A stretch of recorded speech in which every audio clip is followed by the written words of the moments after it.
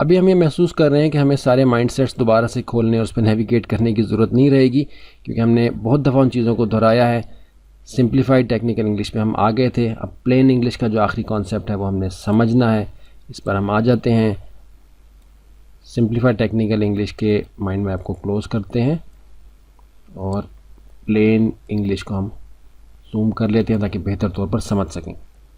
Plain English اور لیمنس terms is a style of communication that uses easy to understand plain language with an emphasis on clarity, brevity, and avoidance of overly complex vocabulary۔ نہایت interesting تحریر ہے کہ plain English کا concept, جس کو کہ عام آدمی کی اصطلاح بھی کہہ سکتے ہیں،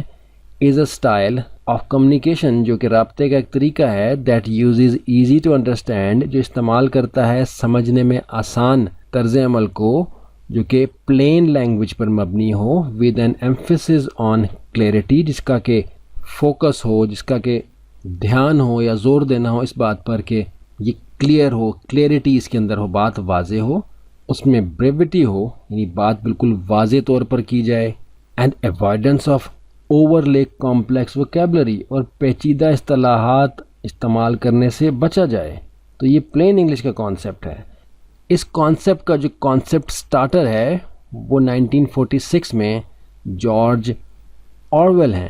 یعنی 1946 میں جارج آرویل نے یہ کانسیپٹ دیا ہے۔ 2 years later sir Ernest Gowers first guide was published by the name of Plain Words, a guide to the use of English in 1948۔ اس حوالے سے جبکہ 1946 یعنی 1946 میں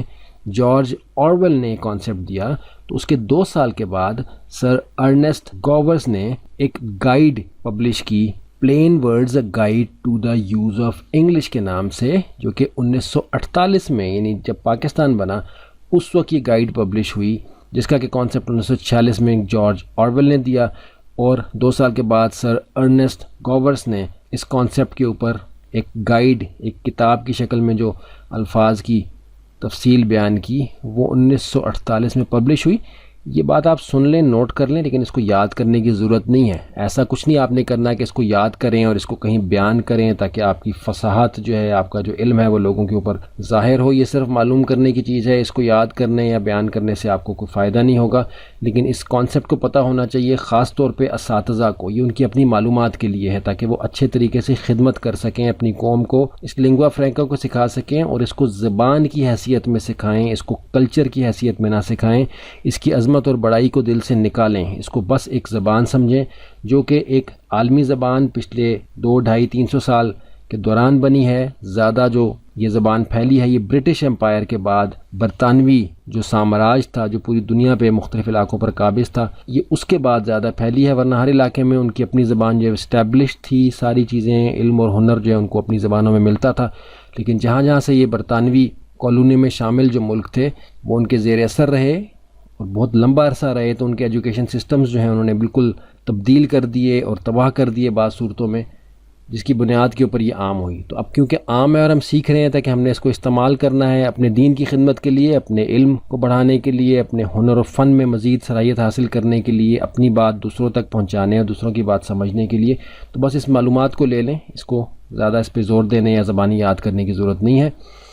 تو جب Plain words a guide to the use of English کے حوالے سے گائیڈ پبلش ہوئی 1948 میں، تو followed by a sequel the ABC of plane words,